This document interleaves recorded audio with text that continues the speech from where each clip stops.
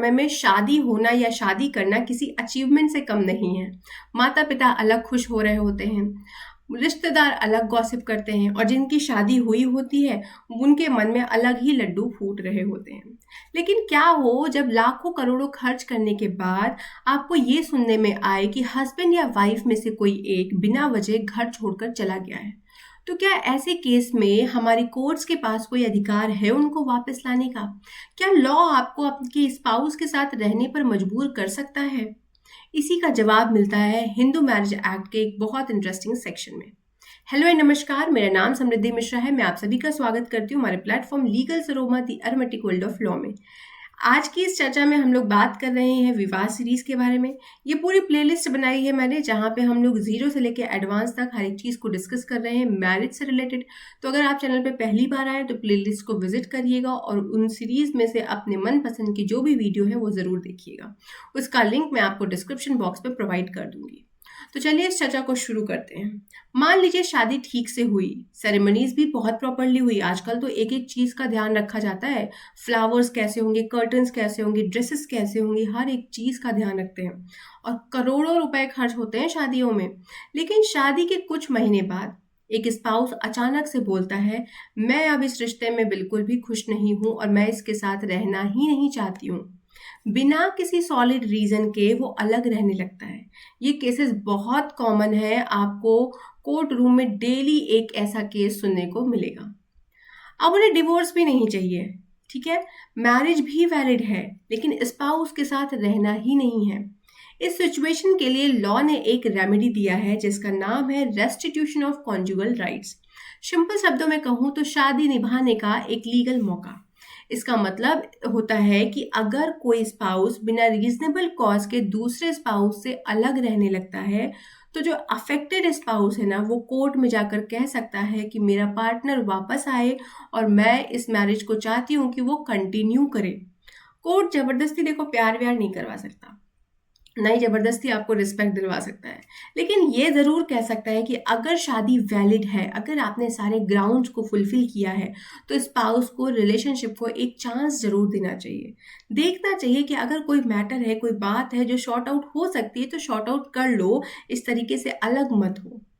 Marriage का एक fundamental purpose होता है कि हस्बैंड और वाइफ साथ रहें, एक दूसरे की कंपनी, कंफर्ट और कंपेनियनशिप को शेयर करें।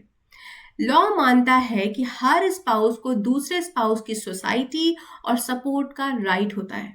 इसी एंटाइटलमेंट को लॉ के लैंग्वेज में कंजुगल राइट्स कहा जाता है।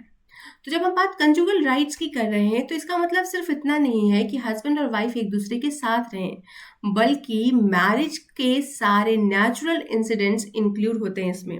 एक दूसरे की कंपनी, इमोशनल सपोर्ट, एक नॉर्मल मैरिटल रिलेशनशिप को एंजॉय करना बिना किसी टर्म्स एंड कंडीशंस के। ये राइट्स तभी फुलफिल होते हैं जब मीनिंगफुल होते हैं, जब स्पाउस एक ही रूफ के नीचे रह रहे हो, प्रैक्टिकली एक साथ लाइफ को एंजॉय कर रहे हो, हम कह सकते हैं लाइफ को जी रहे हो। इसलिए जब भी कोई स्पाउस बिना रीजनेबल कॉज के दूसरे स्पाउस की सोसाइटी से दूर हो जाता है तो लॉ उसे सिर्फ पर्सनल इशू नहीं मानता, बल्कि कॉन्जुगल राइट का वायलेशन मानता है। इसी वायलेशन को एड्रेस करता है section number 9 of the Hindu marriage act. इस सेक्शन का मेन ऑब्जेक्टिव है कि इंस्टीट्यूशन ऑफ मैरिज की सैंक्टिटी, लीगैलिटी को प्रोटेक्ट करना। रेस्टिट्यूशन ऑफ कॉन्जुगल राइट का मतलब होता है उन मैरिटल राइट्स को वापस रिस्टोर करना जो पहले से हस्बैंड और वाइफ एंजॉय कर रहे थे, लेकिन बाद में किसी एक स्पाउस के अलग हो जाने की वजह से वो राइट्स या वो एंजॉयमेंट डिस्टर्ब हो जाता है। तो मैरिज को फिर से नॉर्मल ट्रैक पर लाने की कोशिश करना कंजुगल राइट्स कहलाता है। तो ये सेक्शन कब अप्लाई किया जा सकता है?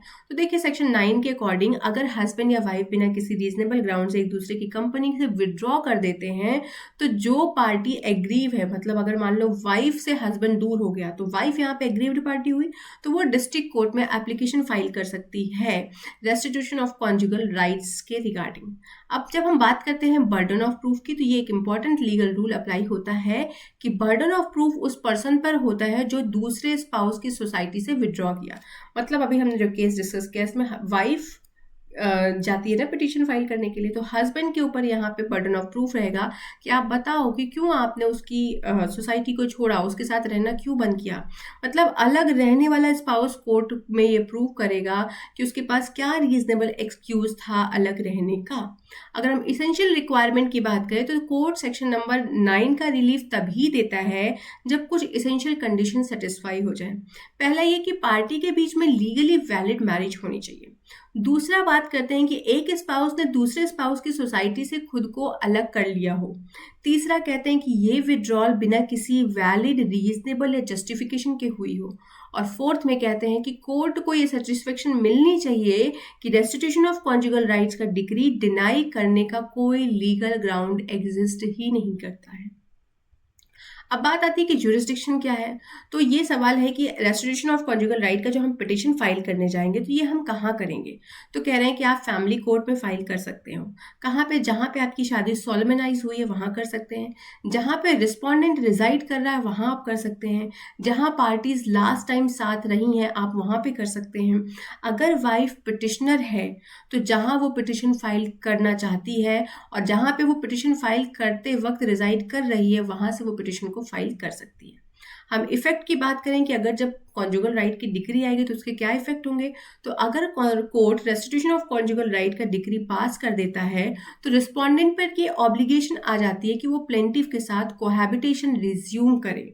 अगर डिग्री पास होने के अंदर मतलब 1 साल के अंदर कोहैबिटेशन रिज्यूम नहीं होता है तो आइदर पार्टी डिवोर्स के लिए अप्लाई कर सकती है। और डिवोर्स के लिए हम जाते हैं सेक्शन नंबर 13 के पास, जिसके बारे में हम डिटेल में डिस्कस करेंगे।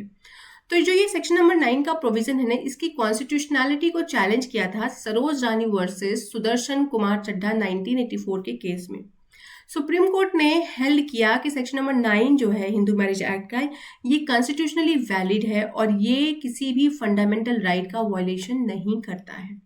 तो आशा करती हूँ कि जानकारी आपको पसंद आई होगी। डिवोर्स के क्या प्रोसीजर हैं, किन किन ग्राउंड्स पे हम डिवोर्स ले सकते हैं, कोर्ट में डिवोर्स के कैसे कैसे केसेस आते हैं, इन सब पे मैं आप लोगों को धीरे धीरे अपडेट करती रहूंगी।